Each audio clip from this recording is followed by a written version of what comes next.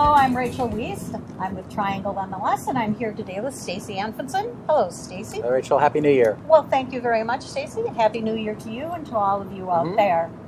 We're here to talk a little bit about 2016 as a whole year. Yep. And we're going to do some comparisons with 2015, it looks like. We are, yep. Okay. So what overall trends did you observe?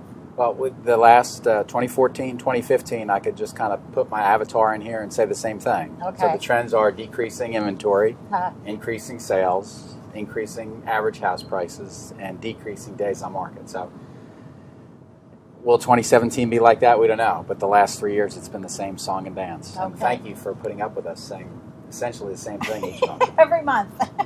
We don't want to get too creative here. Right.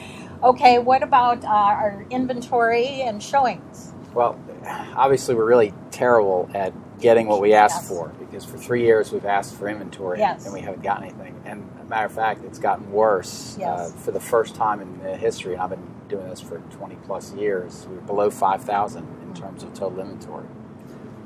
So that's never happened before. I thought it may be in a seasonal thing, but yes, it's the lowest part of the month, but it's still never been below 5,000 before. That's really not good. But the good news is that we had people add more houses into the system than we did last year, 5% compared to where it was before. So we've talked about this virtual inventory where a house comes on the market and then it goes under contract and closes before we can even count it as an active listing. That's kind of what's happening. So we actually have gotten response to our request for inventory. So 5% more inventory added into the system in 2016 versus 2015.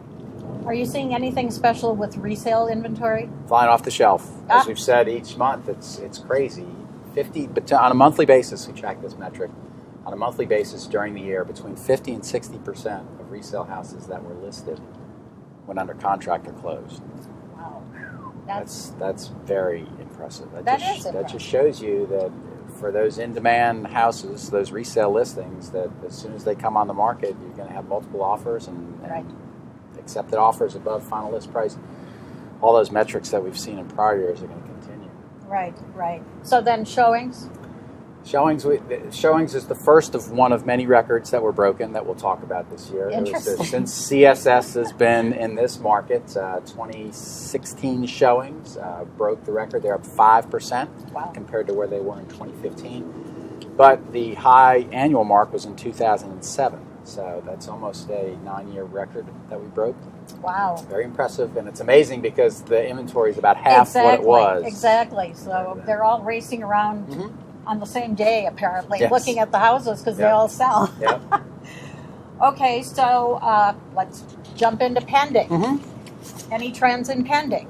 Well, it's interesting because you talk to people and they go, when does the market peak? And most people think it's June or July, especially those that come here from the north. They don't think the market peaks in March, but that's when it peaks. That's when pending sales peak. So that's what happens. It's happened most every March that pending sales peak in March and then they go down. One of the metrics we track is average list price of those under contract. That peaks in May. The average list price per square foot was up throughout the year, really good, strong, and the average days on the market for those active listings that are under contract was on a downward trend throughout the year. Okay. All right, how about closings? Well, once again, seasonal market. We have pendings. We have pending sales that peaked in March, so closings peaked in June. That's usually what happens. So you have about 2 to 3 months to get those deals closed. Annual closed sales were up 10%.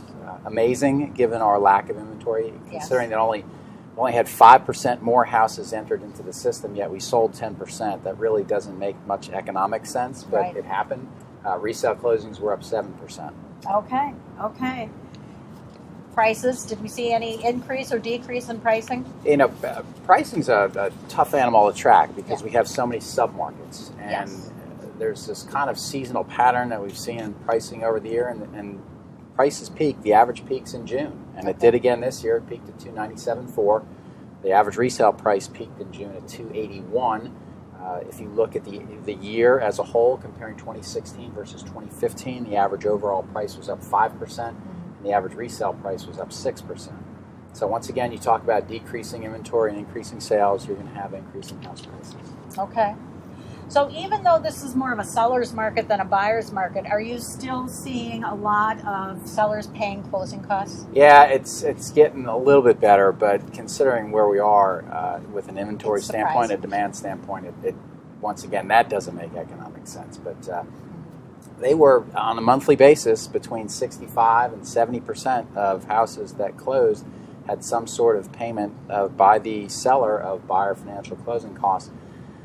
Reasons for that, I've heard a bunch of them. Okay. The number one reason seems to be that after the due diligence period comes, we've got some costs that are involved with the inspection, and that just winds up as a financial concession and things like that. But there's a new home builders have that built into the deal if you use their mortgage company. So there's a lot of reasons for that. But still, if you just look at it from a pure supply and demand standpoint, to have 65 to 70% of transactions have some sort of financial concession in there, doesn't make a lot of sense. Yeah, it's interesting.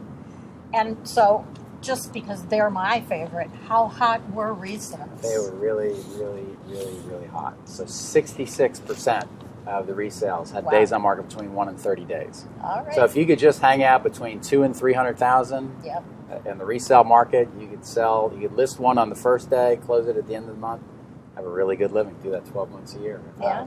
17% sold over final list price. Once again, that's just an indication, not that agents are mispricing houses or that sellers are mispricing houses. It's just demand, and you really can't judge. When somebody comes out and you put a house on the market and there's 10 people in the driveway, you can't react to, from a pricing standpoint, who's going to win that.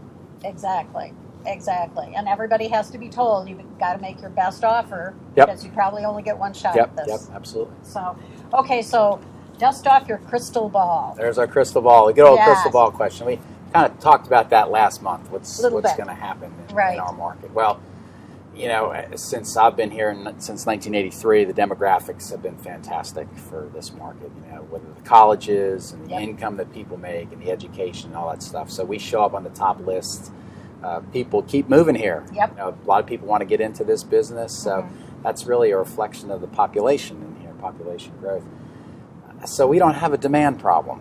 That's if you're designing the widget factory, you're going to have to figure out how to build the widgets and then how to sell the widgets. Well, we don't have any problem with demand for widgets in our case, housing. It's supply challenge. Yeah. So the sweet spot for our market is between 150 and 200,000.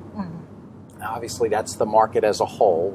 We're looking at Wake, and we're looking at Durham, and we're looking at Johnston, and we're looking at Orange counties. Sure. So that's where demand is. So if you're sitting down with pencil and paper, you're going, okay, I want to create product where the majority of demand is. Well, the new home builders really can't do that. They're trying with townhouses because we're seeing a lot of townhouses coming there. Average new home sales price during 2016 was $343,000. So you can see there's about $150,000 different between that's big. The sweet spot and what they're building. And the metrics are skewed if you look at Western Wake, so Cary, Apex, Morrisville, Holly Springs, you look at Chapel Hill inside the Beltline, those metrics are skewed even further because the price of the land keeps going up. Right. So it's almost impossible for builders to, and most builders would say it is impossible to build a product in that price point. So it's going to be a challenge, and what does that mean for sellers and those? It's just that you're never going to have new construction competition. Yeah. And as soon as those houses come on the market, you're going to have buyers fighting for them.